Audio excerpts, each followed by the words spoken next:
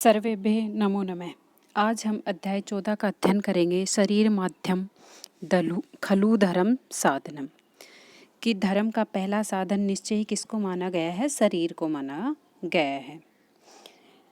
प्रिय बच्चों, आप जानते हैं कि हमारा शरीर का स्वस्थ होना कितना आवश्यक है। कालिदास ने शरीर को धर्म पालन करने अर्थात कर्तव्य को पूरा करने का पहला साधन बताया है।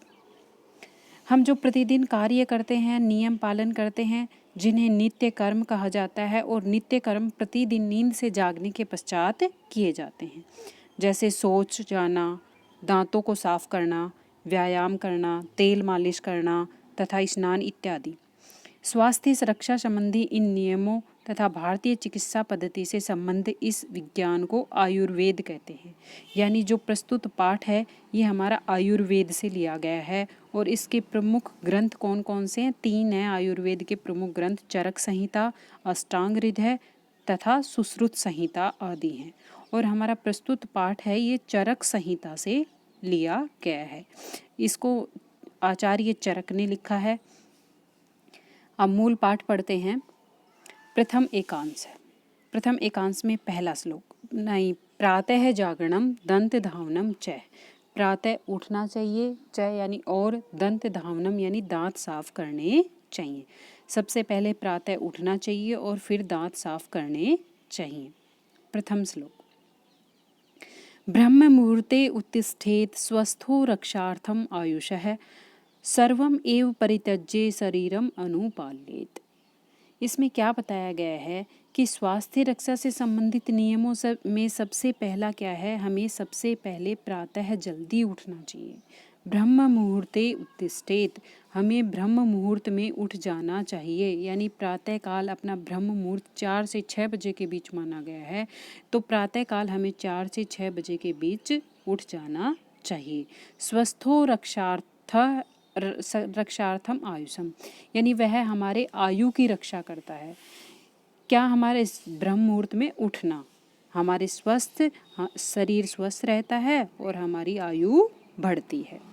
सर्वम एव परित्यज्य, सब कुछ त्याग करके, यानी सभी कार्य बाद में कर लेने चाहिए, सभी कार्यों को छोड़ करके, और हमारा शरीर स्वस्थ हो इसलिए सबसे पहले शरीरम अनुपाल्येत, शरीर की ओर अनुपालना करनी चाहिए, यानी शरीर की ओर ध्यान देना चाहिए।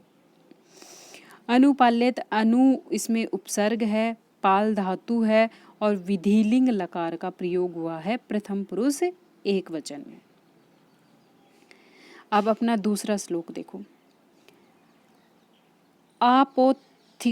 आपोत्थिताग्रह द्वो कालो कसाये कटु तिक्तम भक्षेद दंत पवनम दंत मासान बाध्यन। अब इसमें किसके बारे में बताया गया है कि जो दातुन होती है वो हमें क्या क्या फायदे करती है। आपोथित प्लस अग्रम, इसका आपोतिताग्रम का संधि विच्छेद करेंगे तो क्या हो जाएगा? आपोतित प्लस अग्रम, यानी अग्रम आगे का भाग जो कुचला गया है। कुचला जाना का क्या मतलब है? जिसको दबा करके हम उसे सही करते हैं। तो आगे का भाग कुचल करके, दो कालो, 2 समय पर, यानी सुबह और शाम दोनों टाइम पर। कसाई, कसाई क्या होती है? कसीली। कटु क्या होती है? कड़वी। तिक्तम क्या होती है? तीखी। भक्षेत दंत पवनम, दंत पवनम क्या होती है? दातुन। भक्षेत यानी करनी चाहिए।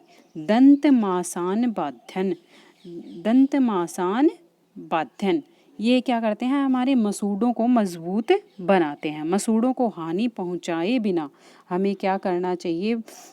2 समय पर दातुन करनी चाहिए। और वो कैसी हो? कसीली हो, कड़वी हो, थोड़ी तीखी हो, ऐसी दातुन हमें मसूड़ों से बचाते हुए बिना हानि पहुंचाए सुबह और साय करनी चाहिए। निहंति गंधम वीरस्य जिह्वा दंतास्यज्जम मलम निष्कृष्य रुचिम आदधते सद्यो दंत विशोधनम। अब उसमें क्या बताया गया है कि निहंति गंधम, गंध को दूर करती है। कौन? दातुन। दातुन से गंध दूर होती है। वैरस्य जिह्वाम दंता सज्जम मल्लम। दांत और मसूड़ों के बीच में जो गंदगी रहती है उसको साफ करती है। और रुचिम आदत्यम, और उनको साफ करके खाने के प्रति रुचि, यानी प्रतिदिन दातुन करने से मुख में दुर्गंध तो दूर होती है, लेकिन उसके साथ साथ खाने के प्रति रुचि भी उत्पन्न होती है। सद्यो दंत विसर्जनम, दांतों को साफ करने से, दांतों को साफ, प्रतिदिन दांतों को साफ करने से मुख की दुर्गंध, दुस्वाद और फीकापन है वो दूर हो जाता है और भोजन के प्रति स्वाभाविक रुचि पैदा हो जाती है। फिर है व्यायाम है च अभ्यंगम च, व्यायाम और तेल मालिश करना। अभ्यंगम है तेल मालिश, और व्यायाम का अर्थ आपको पता ही है, अपने योगा होता है व्यायाम, उसको बोलते हैं। हम व्यायाम और तेल मालिश के बारे में अब हम पढ़ेंगे। शरीर्या सज्जनम कर्म है व्यायाम उच्यते है, लाघवम कर्म सामर्थ्यम, दीप्ता अग्निर्मेदशः क्षयः, विभक्त घन गात्रत्वम व्यायाम उपजायते। अब इसमें किसके बारे में बताया है कि शरीर या सज्जनम, शरीर या सर्जनम यानी शरीर में गति उत्पन्न करने वाली क्रिया, व्यायाम उच्यते, व्यायाम कही गई है। यानी जो शरीर में जो श्रम करने से जो उत्पन्न होती है क्रिया उसको हम क्या कहते हैं? व्यायाम कहते हैं। लाघवम, लाघवम यानी हल्का। कर्म सामर्थ्य, कर्म में सामर्थ्य आती है। दीप्ता अग्निर्मेदशः है, और अग्नि, पेट में जो अग्नि है उसको अक्षय प्रदान करता है, यानी पेट में जो जठराग्नि पैदा होती है उसका नाश होता है। विभक्त घन गात्रम, व्यायाम उपजायते है, व्यायाम से क्या होता है और शरीर हल्का होता है। लाघवम, और कर्म में सामर्थ्य बढ़ती है, और पेट की अग्निम एदशा क्षय, पेट की अग्नि शांत होती है और हमारा शरीर है वो हल्का महसूस होता है। व्यायाम से ही ये सब सारे कार्य होते हैं। शरीर सुगठित, विभक्त घन गात्रम यानी सुगठित हो जाता है। उपजायते उत्पन्न होता है, और व्यायाम से हमारा शरीर भी सुगठित हो जाता है। अभ्यंगम आचरति नित्यम स जराश्रम वातः, इसमें जराश्रम वातः क्या होता है? वृद्धावस्था, थकान और जो वातः वायु से संबंधित रोग होते हैं वो अभ्यंगम हमेशा मालिश करने से, नित्यम हमेशा वो दूर हो जाते हैं। दृष्टिम यानी हमारी जो देखने की दृष्टि है, नज़र है, वो सही हो जाती है। प्रसादम प्रसन्नता बढ़ती है, और पुष्ट आयु हमारी आयु पुष्ट हो जाती है। स्वप्नम, और हमें स्वप्नम नींद अच्छी आती है। बढ़िया त्वचा हो जाती है। त्वक, सुत्वक यानी बढ़िया त्वचा होती है। और दृढ़कृत, और शरीर हमारा दृढ़ यानी शरीर हमारा मजबूत हो जाता है। हमें प्रतिदिन तेल मालिश भी करनी चाहिए। क्यों? क्योंकि ये वृद्धावस्था को दूर करता है, हमारी थकान को मिटाता है और वायु से संबंधित रोगों को भी दूर करता है। इसके अतिरिक्त तेल मालिश से क्या होती है? हमारी जो देखने की दृष्टि है, नज़र है, उसकी ज्योति बढ़ती है, मन प्रसन्न होता है और हमारी आयु बढ़ जाती है। नींद अच्छी आती है और त्वचा का रंग भी अपना साफ होता है और शरीर भी सुगठित हो जाता है। फिर इसके बारे में आगे हम स्नान भोजनम चह, स्नान और भोजन के बारे में पढ़ेंगे कि स्नान और भोजन से, भोजन किस प्रकार करना चाहिए और स्नान कब करना चाहिए और स्नान करने के क्या फायदे हैं। निर्मल्यम भाव शुद्धिश्च विना स्नानम न युज्यते, तस्मात् काय विशुद्ध अर्थम स्नानम आद्यो विधीयते। अब इसमें क्या बताया गया है? निर्मल्यम निर्मलता, भाव शुद्धिश्च भाव शुद्धि, विना स्नानम न युज्यते, स्नान के बिना नहीं आती है। यानी स्नान किए बिना न तो निर्मलता आती है, न ही विचारों में शुद्धता आती है। इसलिए ठीक तरह से मन लगाकर कार्य करने के लिए हमेशा क्या करना चाहिए? स्नान करना चाहिए। तस्मात् काय विशुद्धि अर्थ है, इसलिए अपने शरीर की विशुद्धि के लिए हमेशा क्या करना चाहिए? हमें स्नान करना चाहिए, यानी प्रतिदिन नहाना चाहिए। दीपनम वृश्यम आयुष्ये स्नानम ओजो बलप्रदम, कंडू क्षय स्वेद तंद्रा तृड दाह पास्म जीत। अब इसमें क्या क्या बताया गया है कि हमें इससे क्या क्या होता है। दीपनम, दीपनम से तात्पर्य भूख बढ़ती है। स्नान करने से क्या होती है, भूख बढ़ती है। वृषम आयुषम, आयुषम यानी हमारे शरीर में बल बढ़ता है। स्नानम ओजो बल प्रदम, स्नान ओज और बल प्रदान करता है। फिर और क्या क्या होता है। कंडू, कंडू का मतलब जो खाज खुजली होती है, खारिज, वो दूर हो जाती है। अक्षय, अक्षय रोग दूर हो जाता है। स्वेद, स्वेद यानी पसीना आना, पसीना आना। और तंद्रा आलस्य, तृड, तृड का मतलब प्यास। दाह, दाह का मतलब जलन।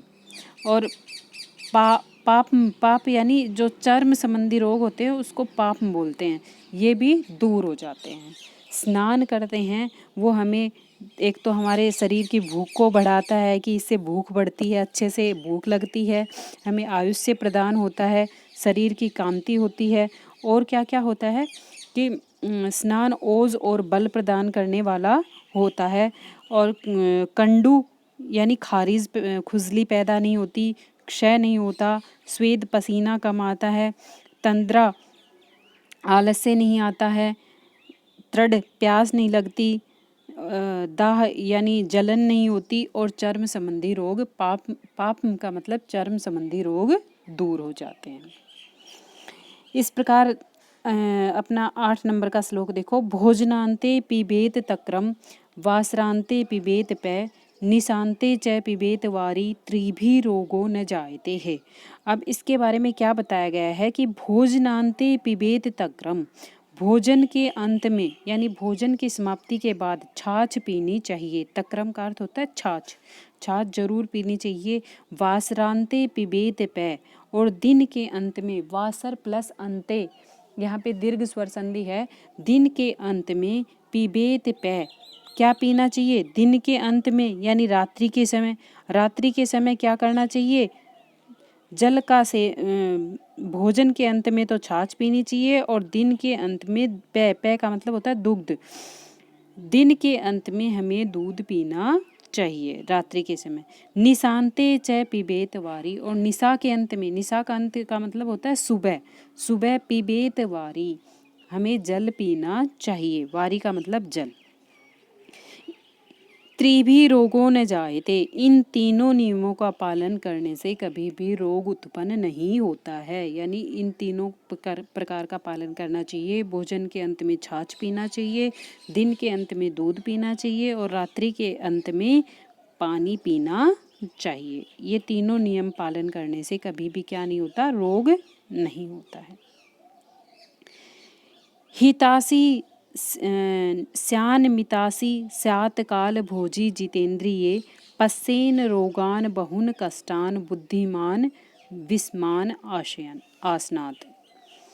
आसनात यानी खाने से, क्या खाने से, विषमात यानी विषम यानी विरुद्ध, प्रकृति के जो विरुद्ध खाने से क्या क्या हमारा, किस प्रकार मनुष्य को हितकारी भोजन करना चाहिए, किस प्रकार का भोजन मनुष्य के लिए हितकारी होता है।